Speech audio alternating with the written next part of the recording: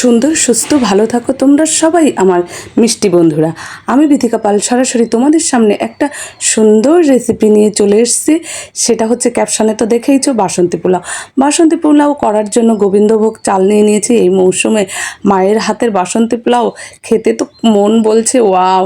তার জন্য গোবিন্দভোগ চালগুলো নিয়ে নিয়েছি। চালগুলো ভালো করে ধুয়ে একটু ভালো করে থালাতে পাতিয়ে দিতে হবে, চালগুলো যাতে শুকে যায়। আর এর জন্য আমি মাকে গুছিয়ে দিয়েছি। কী কী দিয়েছি? কাঁচা লঙ্কা দিয়েছি, আর আদাটা দেখো কেমন করে কেটেছি।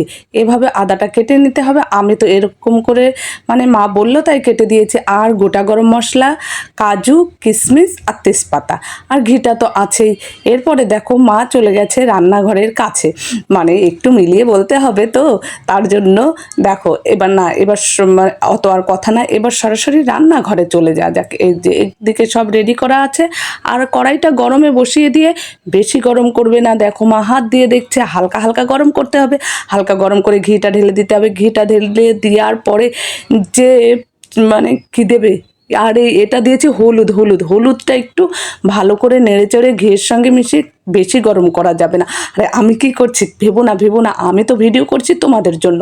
ভিডিও করে না দেখালে তোমরা কি করে বুঝবে কীভাবে রান্নাটা হলো আমার মায়ের বাসন্তী পোলাও রান্না। আর চালগুলো দেখো একদম, চালগুলো গামলায় ঢেলে নিয়েছি, ঝুরঝুরে হয়ে গেছে, ধুয়ে পরিষ্কার করে আবার নিয়েছি। অনেকে ধুই না, কিন্তু আমি আবার ধুয়ে নিলাম, না ধুলে আমার ভালো লাগে না। এরপরে গরম করা হলুদ দেওয়া গরম করা ঘিটা এর মধ্যে ঢেলে দিতে হবে, ভালো করে ঢেলে দিয়ে চালগুলোতে মাখিয়ে নিতে হবে। গোবিন্দভোগ চালে ভালো করে মেখে, মানে ভাবছিলাম গরম কি না, তার জন্য খুন্তি দিয়ে নাড়ছিলাম, দেখলাম না গরম না, ঠান্ডা হয়ে গেছে।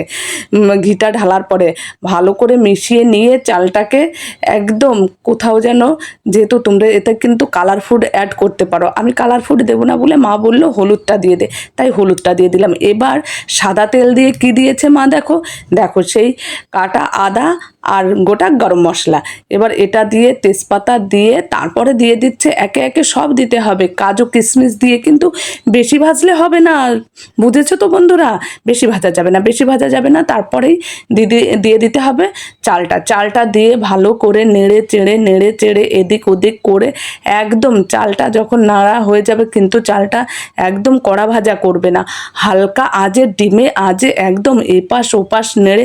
আমি কি দেখেছি, আমি মায়ের পিছনে দাঁড়িয়ে কি শুধু ভিডিও করছি, রান্নাটাও তো দেখছি, তা না হলে বলবো কি করে বলো, বলতে তো হবে। তাই রান্নাটা দেখে এই দেখো একদম চালটা কিন্তু হালকার উপরে হয়ে গেছে ভাজা। এবার জলটা গরম করতে দিয়েছিল, গরম করার পরে নুন চিনি দিয়ে জলটা ফুটে উঠেছে। এবার দিয়ে দেবো এর মধ্যে জল। কেমন দেবে, আমি 4 কৌটো চাল দিয়েছি, আর জল দিয়েছি কটা বলো, একদম সেই কৌটা মেপে একদম 6 কৌটা জল দিয়েছি। জলটা দিয়ে একদম টকবক করে ফুটে উঠলে এবার দিয়ে দিতে হবে ঢাকা দিলে কি আর হবে, ঢাকা দিয়ে দেখতে হবে যে কতটা ফুটেছে, আবার তলাটা লেগে না যায়।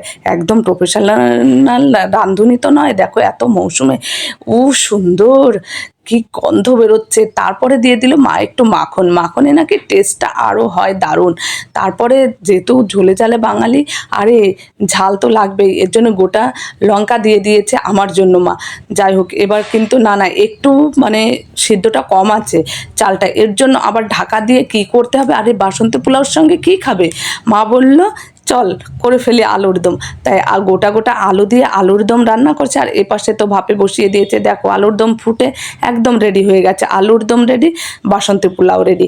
এবার তাহলে কি করতে হবে, একেবারে এই দেখো দেখেছো তো চালগুলো কিন্তু তলাতেও লাগেনি। আর দেখো রাইসটা মানে পোলাওটা একদম ছাড়া হয়েছে।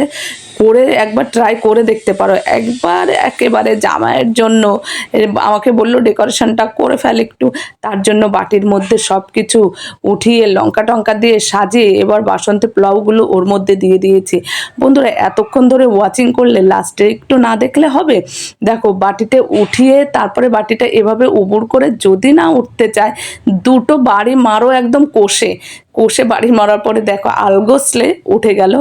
একদম বাটিটা, আর ডেকোরেশন হয়ে গেল বাসন্তী পোলাও করাটা। তারপরে এর সঙ্গে জামাইয়ের জন্য থালা গোছানো হচ্ছে, একদম বাটি ভরে আলুর দম দিয়ে আর ইঁচড় করেছিল, সেই ইঁচড়টা দিয়ে রেডি করে ফেলেছে। আর মায়ের রান্না এত সুন্দর গন্ধ, শুধু কথা বললে হবে না, হবে না, আমারও চাই খাওয়া। তাই তো মা রান্না করেছে, দেখো খুব সুন্দর হয়েছে। তোমরা দেখেছো তো। আর এতক্ষণ ধরে ওয়াচিং করার জন্য সবাইকে অনেক অনেক ধন্যবাদ। এই যে রেডি হয়ে গেছে আমার থালা, ব্যাস আমার দ্বারায় আর দেরি সহ্য হবে না, তাড়াহুড়ো করে বসে গেলাম খেতে। বন্ধুরা, আবার দেখা হবে, কথা হবে।